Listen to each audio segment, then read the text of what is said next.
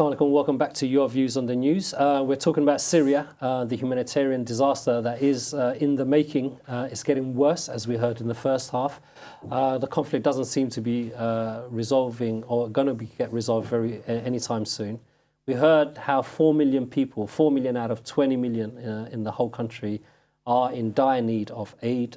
2 million of those are children. A majority of these people are not getting any help, living in the open sky, the harsh kind of environment that they're in, with no clean water, with chances of disease and illness spreading. But to make things worse, the help, the effort that the international community, many of the Muslim countries, they've pledged over $1.5 billion. And that money has yet to actually go to the people for any aid. Instead, some of that money, if not all of that money, is being given to the regime, which is seen as part of the problem. I mean, it's the regime that's bombed many of these towns and villages and cause this kind of refugee crisis. So this is a question that's kind of come up. Love to hear your views on any of those things. What do you think? And how do you think people should want Syria to go forward? Do they want the similar kind of intervention that took place in Libya and what's happened there?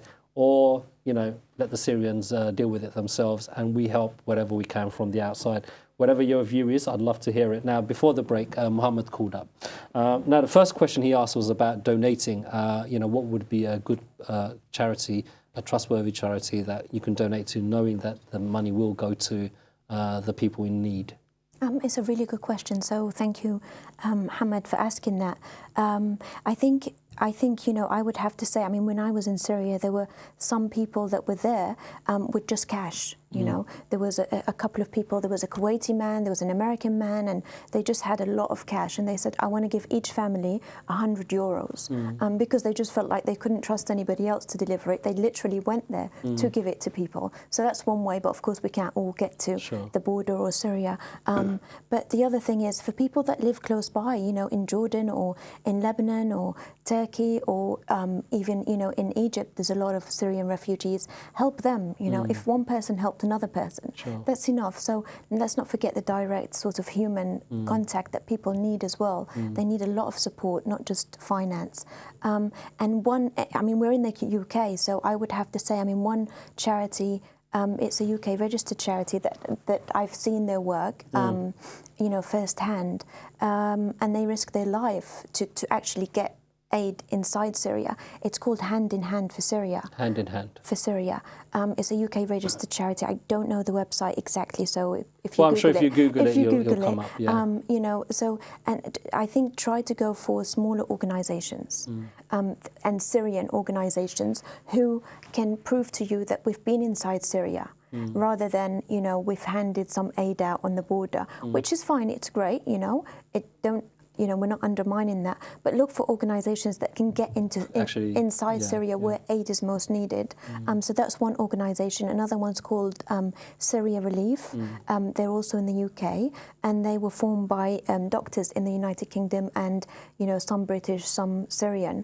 And they work and they have hospitals inside Syria, which is very important. And of course, Médecins Sans Frontières, probably said it wrong, but, it's... MSF, it's a very well-known organisation, They are inside Syria, and their doctors risk their life to treat Syrians. So I would go for those. And of course, the one that I am working on is called Atfal, and that is not yet a charity. We're an NGO, a non-governmental organisation, but all the money that people give will go directly to Syria. To children inside Syria. So that's another option, but there are options, and please look for them, because instead of giving your money where it will end up in the hands of Assad, please, research this, research who you're giving it to. Very important. Yeah. Very. Okay, I'm going to take another caller and come back to you, Salwa. I believe Asma from London is online. Assalamu alaikum, Asma. Walaikum to your guest as well. She's talking about the money. What to stop these Arabs? Sorry, Asma, we can't hear you properly. Can you just speak up a little bit, please? Yeah, I am. That's better. Loudly. Can you hear me? Yeah, we can hear you now. Yeah. Yeah. Your guest she's actually talking about money. What is there to stop these Arab countries from delivering the money themselves? They've got all the equipment to do so. And because these Arab countries, you know, are so selfish, they are very selfish, they think that money can solve all the problem, but it won't. Allah says fighting was prescribed for you, even though you hate it. But it's by fighting for your rights will bring peace there. So you see, money alone is not going to help. All, you know, we do need money. I'm not saying we don't, because people have to eat. So are you saying that Arab countries should actually physically intervene in this situation? Why not? They've got all the weapons over there. Aren't they Muslims as well? If they want the same things as what the Syrian people want, why aren't they putting, you know, themselves forward and sort things out instead of depending on other countries like UN and the West to do their dirty work? They're the ones who are causing all the problems, because if we had proper leaders, you know, with brains as much as they have money, they would have had armies that they could have put together to defend all these sort of problems within the Muslim lands, and these things would never occur. But because they're so selfish in their thinking and just think of money and how much money they can have, why don't they deliver the money themselves? You know, they've got, no Muslim should be starving for the amount of money that they make during the Hajj season, during the oil, which oil that Allah blessed the land with. We shouldn't be begging and looking money from the UN. They're quick to deposit money in America and build up America. They're to buy all these weapons as well. What I'd like to ask you again, how long she thinks the Assad government, you know, how long it would take for him to fall? Okay. By the way things are going, it's going to be a long, drawn-out thing. Okay. Thank you, Asma. I've got all of those questions. I think just come back to one of the points, which ties in with what Mohammed said earlier, which is that, you know, why are these Arab countries, in particular, if we look at the Arab countries, Saudi Arabia and Qatar are perhaps the most loudest in its support for the Syrian opposition. Now, I'm going to be a pessimist and a cynic now.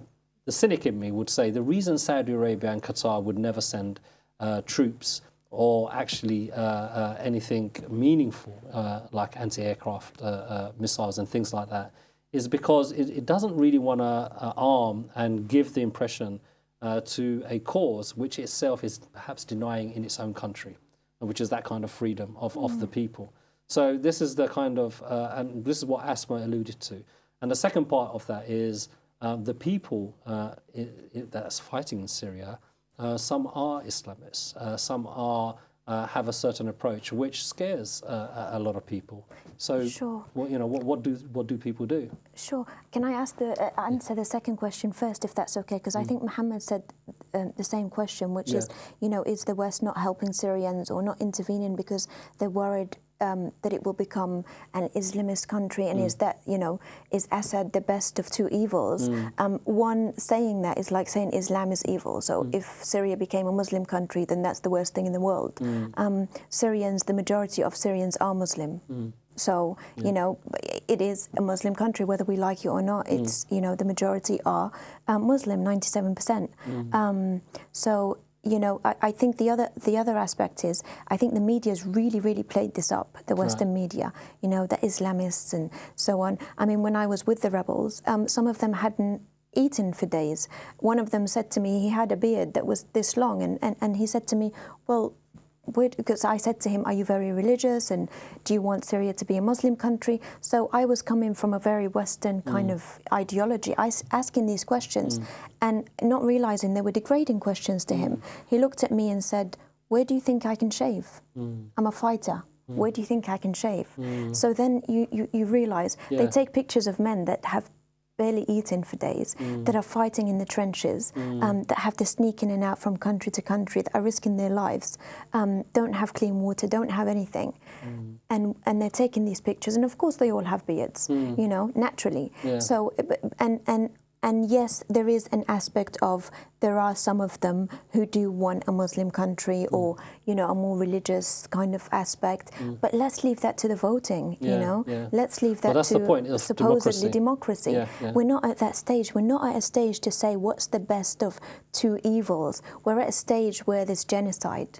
And it hasn't been called genocide, but it should have been called genocide a long time ago. This is not a civil war by any means. You know, it literally is just a massacre, a daily massacre. So I don't think anything could be worse than that. Let's just stop the massacre and then discuss what can come next. Okay. And the second question, I think, was it why the Arab countries have not delivered aid. I mean, not delivered aid, gone there to fight with the Free Syrian armies. I mean, are we talking about the governments? If we're talking about the governments, then, you know, they would have to make a very, very strong stance. And they're not just making a stance against Assad. Let's not forget that. They would be making a stance against Russia, against Iran, and against China, you know, the biggest country. So they're looking out for their own interests as well. Yeah, well, not just interests. I mean, I think no one wants to be the one who just lit the spark to a third world war, because when you bring all these powerful countries in. So sitting back, we get frustrated. But do you really think if, for example, I'm sorry to put you on the spot a little bit, say Saudi Arabia did enter Syria with troops, do you really think Russia would come in with troops? Russia's already inside Syria with troops. There's already Russian troops inside Syria. I mean, you can see them. You know, if you go into Syria to certain, you know, you can see Russian troops. Most of the weapons, or all the weapons Assad's using, are Russian. Iranian troops are already on the ground in Syria and have been for a long time.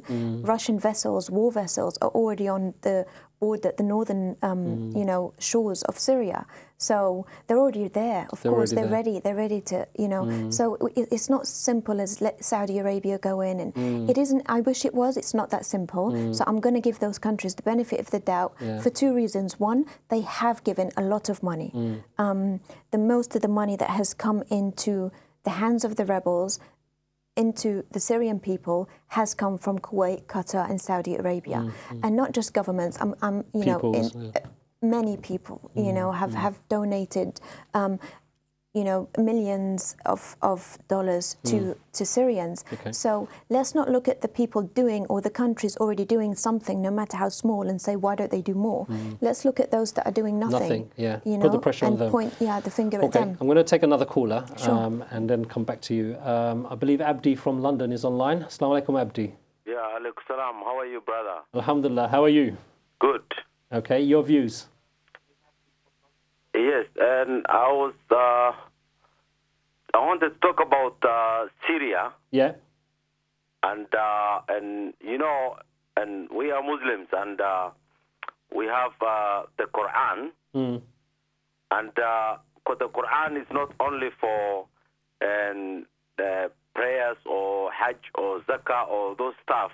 The Quran is for the Muslims who believe in Allah and who live in this world.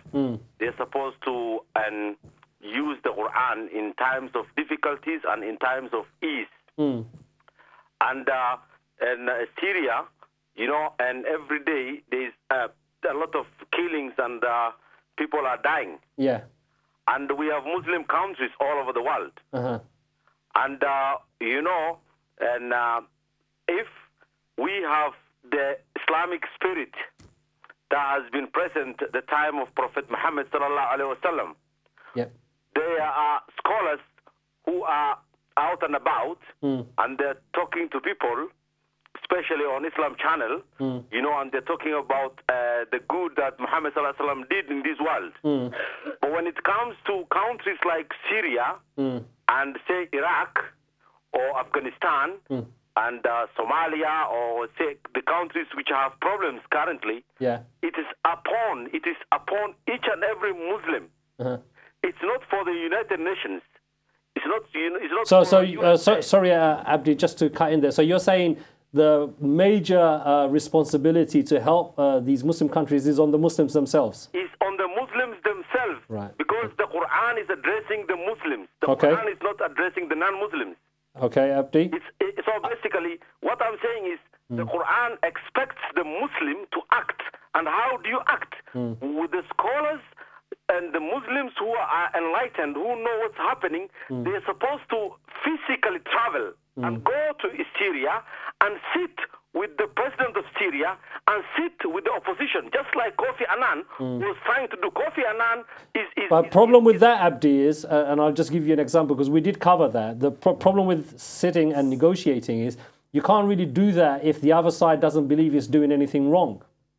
You know, there's conflict management and there's ways of doing these things. You know, this is like... Okay. Abdi, I'm going to stop you there because I've got other callers I just want to bring in. But Jazakallah khair for your point, and I will put that to Salwa and ask her to respond. Let's go to Saeed, who's calling from London. Assalamu alaikum, Saeed. Saeed? Saeed, can you hear me? Okay, I think I've lost Saeed. Sorry about it. Sure. Okay, Muhammad. Okay, it's Muhammad from Sheffield again. Okay, Assalamu alaikum, Muhammad. Yes. You're on air. Hello, yeah, but I'm actually the first caller. Right, okay, sorry about the mix-up. Yep. Yeah, I didn't have actually enough time to have more comments on it. Sure. The reason I called back is that actually I was actually the sister had given us the address where to send our donation and money to the Syrian people, which I really appreciate that. And I have that concern about the Syrian people, especially about the civilians. So, and also, by all means necessary, we are actually really here to help the civilians and the Syrian people. And we do pray for them to actually, they get their freedom. Because they were out for this freedom. They ended up actually getting something like a military action from this Bashar al-Assad, which most of the people are calling. Like, I have Syrian people came down here. I've met Syrian people, so on verge of going to Syria to see what's happening, but I couldn't actually do that. So hopefully to do that in the next few months, to actually see the situation from the ground itself. So the only thing that I wanted to say that the UN or human rights needs to do something so that topple this Bashar al-Assad from its presidency, since nobody wants actually. Okay. So that was my comment, and I have nothing more to say. Thank you, Muhammad. Jazakallah khair for calling and calling twice as well. One of the interesting things is the Arab League has given the Free Syrian Army, or the Syrian National Council, I should say, a place instead of Bashar al-Assad. So that recognition that Bashar al-Assad is not the legitimate president, if you like, is starting to happen. Is it now widely accepted in the international community as well? In the international community, I think no, not yet. It's not. Okay. And Qatar is the first country to place a Free Syrian flag, the new flag, and a new embassy, without Assad as the leader. But no one else has followed suit. Okay. We hope they will, and it's a step in the right direction, a small step, but in the right direction. Yeah. And I just wanted to answer the question that the other caller said, if this is a Muslim issue. I think that I don't think it is a Muslim issue. Syria is a human issue. I think as long as you're human, you should be concerned. And he said, we should use the Quran, to inspire us and to go to Syria. Syrians don't need more people to fight. There's enough brave men in Syria, from the one that we've read about recently who's 8 years old to, 80-year-old men. There is no, they have bravery. They're not missing bravery. They're willing to fight. They just don't have the weapons. So they don't need more men. They just need more weapons, or real weapons, so to speak. And also just referring to Syria as just simply a Muslim issue, or that only Muslims should help. There's so many people that we come across that have really gone out of their way and risked their lives, like Medicine Sans Frontiers, most of their doctors are risking their lives, and they're not Muslim. So let's not sort of forget that. Yeah, no, absolutely. I think it's a human tragedy. It's a human tragedy. And it's the responsibility of humanity. Of any human being. To deal with it. Okay, let's take one more caller before, because we are fast coming to the end. I believe Abdullah is calling from Nigeria. Assalamu alaikum. Wa alaikum salam. You're on air. Your views briefly. Assalamu alaikum. Wa alaikum salam. We can hear you. Your comments? Yeah, you are on air. I want to just make a quick comment. Go for it. Okay. Sometimes I wonder, the hadiths, I did see how you are going to protest or something like that about this. They say, okay, sorry, a hadith says your leader have a duty towards you, and you have a duty towards your leader. So if your leader refuses to give you your own duty, they demand your duty from Allah. And forget about all this war and all this protest, because that's not how the Prophet said it should be. I think your response. Are you alluding to be so the Syrian people should be dutiful to Bashar al-Assad no matter what he does? Is that what you're saying? Yes, what I'm trying to say is that they should follow the hadith. But the hadith doesn't say that. The hadith doesn't put it in that terms. The hadith, if Bashar al-Assad is oppressing Syrians, then it's already fallen foul. No? Yes, he's oppressing Syria, so they say. But the hadith says you should demand your rights from Allah. And that's exactly. To give you I'll give you, Abdullah, I'm going to have to let you go because we're coming to an end. But what I'll do is I'll give you a really good example of a Syrian scholar called Sheikh Muhammad Yaqubi. And if anyone knows this scholar, they will know he is the most peaceful scholar going. And he had to leave the country because all he asked for in a Jummah khutbah, all he asked for is to allow the Syrian people to demonstrate, to just say what they want. That's all. Not topple Bashar al-Assad. That the people have the right to demonstrate. That's all he asked for. And for that, he feared his life and he had to leave the country. And I think that's the situation. And I think we have to understand. We've literally got a couple of minutes. Sure. And I think, one of the questions Asma asked as well is, how long do you think this thing is going to go on for? It's a good question. Unfortunately, I don't see it ending very soon. And even when it ends, as in even when Assad leaves or is killed, there's still not the end. There's still so many issues that will be dealt with in Syria for years to come. So we have to keep an eye on it, and we have to just make sure that it's not left to the UN and larger organizations. It's going to be down to people for a long time to come. And I just want to say that what the gentleman just said about the hadith and so on, and you can translate it in so many different ways. So let's not take one hadith and say this is what it says. Absolutely, and therefore Syrians shouldn't, they should put their faith in God, because you're so far from where they are, that let's give them a bit more respect than that. Definitely. And thank you, Salwa, for coming in. Sorry I had to rush you for the last minutes. And apologies to my callers. I had to cut you a little bit short because we were running out of time. As Salwa mentioned, this is a human tragedy that's taking place in front of us.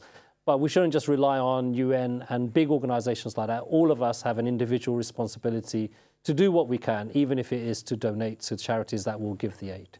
See you next week. Assalamu alaikum.